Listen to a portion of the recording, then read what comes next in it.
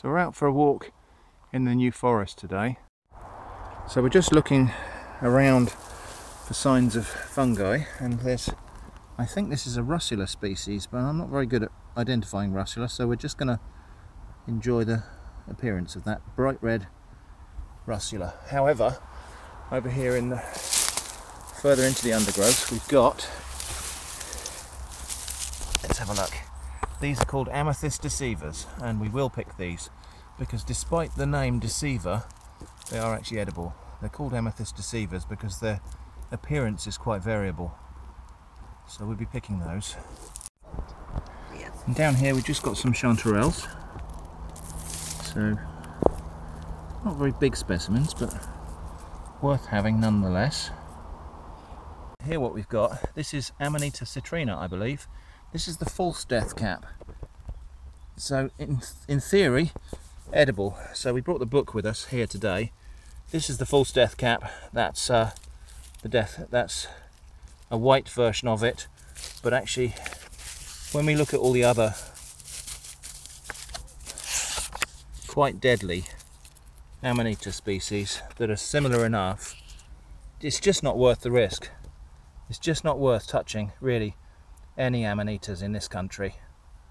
We don't get the really good one, which is Amanita caesarea. So this one, we're just going to appreciate its form and beauty and its potential to kill us. We don't really know for sure, but I'm not going to take any risks. So that, I think, is the false death cap.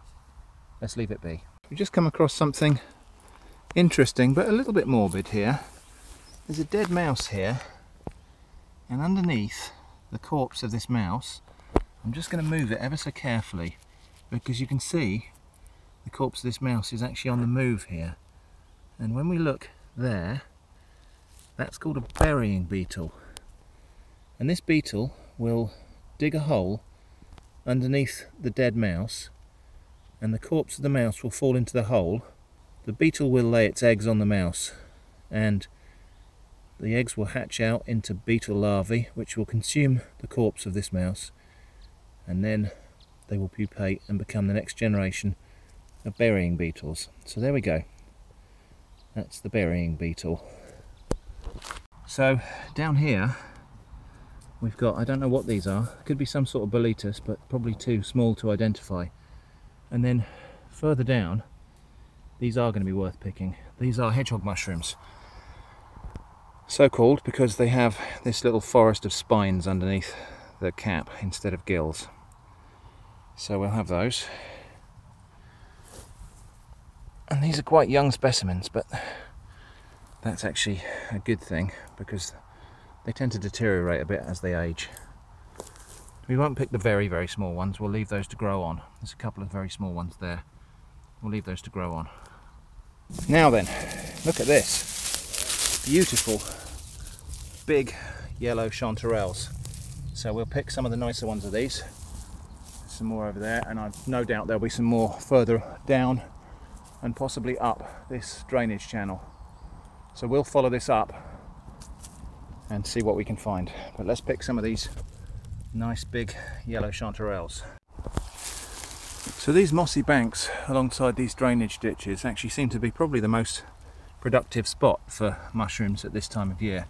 So here we've got again more of the hedgehog mushrooms. Quite a nice little patch here. We won't pick the very tiny ones. We'll just pick the ones that are worth preparing for the table.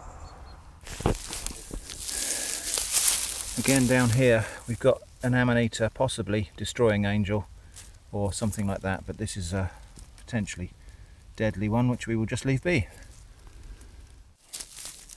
So we stumbled into a very large patch of lovely hedgehog mushrooms. Look at this specimen here, absolutely perfect and very typical of hedgehog mushrooms. They start off kind of quite regular and then they go all wavy and very often split in two like this. But what a lovely specimen. So what better way to end the day as the sun goes down and we see the sunlight filtering there through the forest canopy than sit ourselves down and cook up a mushroom omelette right here in the forest.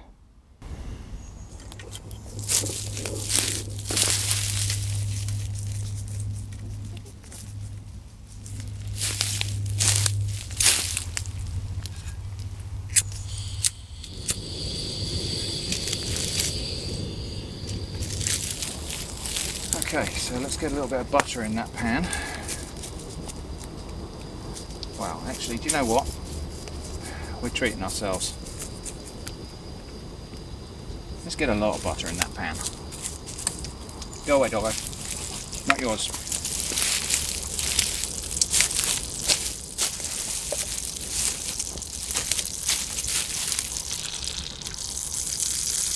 Good, it's already starting to sizzle. Let's turn the heat down a touch so we don't burn the butter. Right, let's get those mushrooms in there then. So I've just prepared these mushrooms by removing most of the dirt and debris from them. Well, all of the dirt and debris I could see from them. So let's get these pieces of mushroom in here. I'll just break up some of the larger ones into pieces. But we're going to be quite rough and ready here, because this is just kind of rustic cooking in the woods here. Although you can probably hear the traffic behind me, so we're not in the wilderness, but we are enjoying our harvest of mushrooms here in the woods.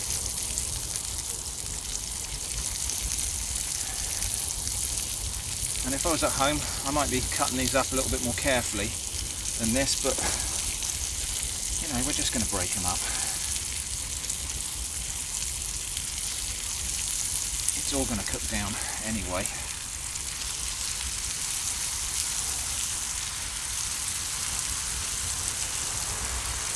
Wow, I wish you could smell the aroma that's coming off of this pan now. The mushrooms and the butter cooking together, it's fantastic. And I think it's probably all the nicer for being out here in the outdoors. We've got the kind of aroma of the leaves and the forest floor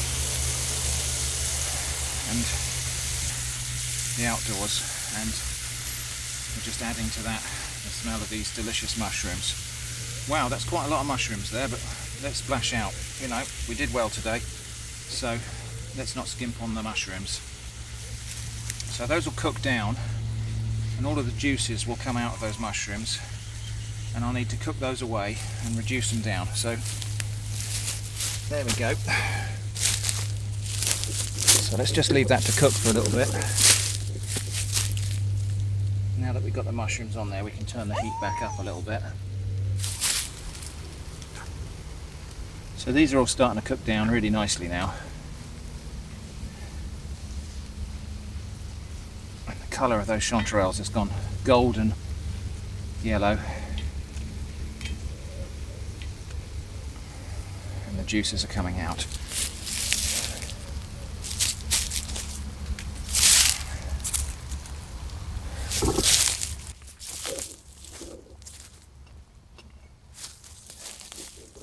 Now for the omelette itself, I cheated, so I brought my eggs in a bottle so that we don't have to deal with shells and mixing it up. And all I'm going to do to make my omelette mix is just shake up my eggs in that bottle. There we go. What could be simpler? And I've got my little travelling spice kit here, so I'm just going to season these with a little touch of salt. A little bit of black pepper as well, just a touch.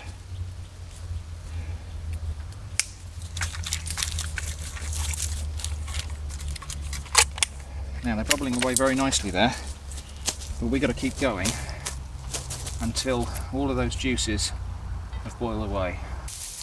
Those have gone from boiling in their own juice to actually sizzling now, so we are definitely ready for the eggs. We're losing the light, so I'm going to have to act fast here. So in goes the egg and we'll make our omelette.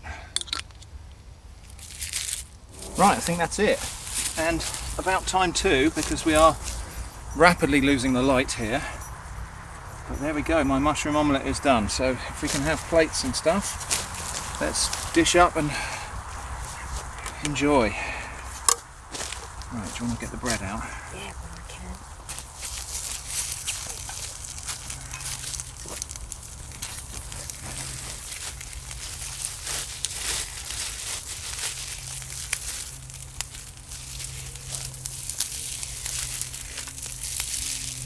Not the most elegant omelette I've ever made, but I think the enjoyment factor of eating it here in the woods, right next to the place where you can pick more mushrooms if you so choose, I think has got to be a bit of a bonus, really.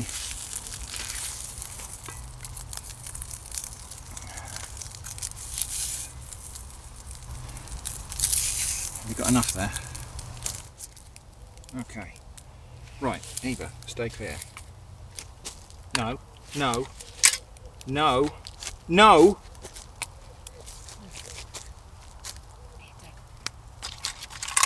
Thank you. Get off! Honestly, Eva, you're terrible. Do you want another piece? No, I'm alright, thanks, actually.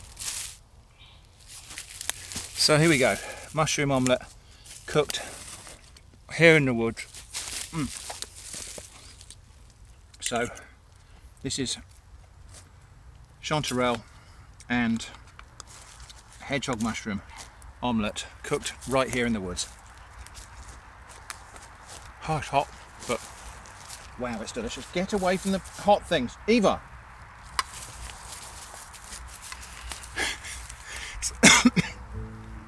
So thanks for watching, and I hope to see you again soon.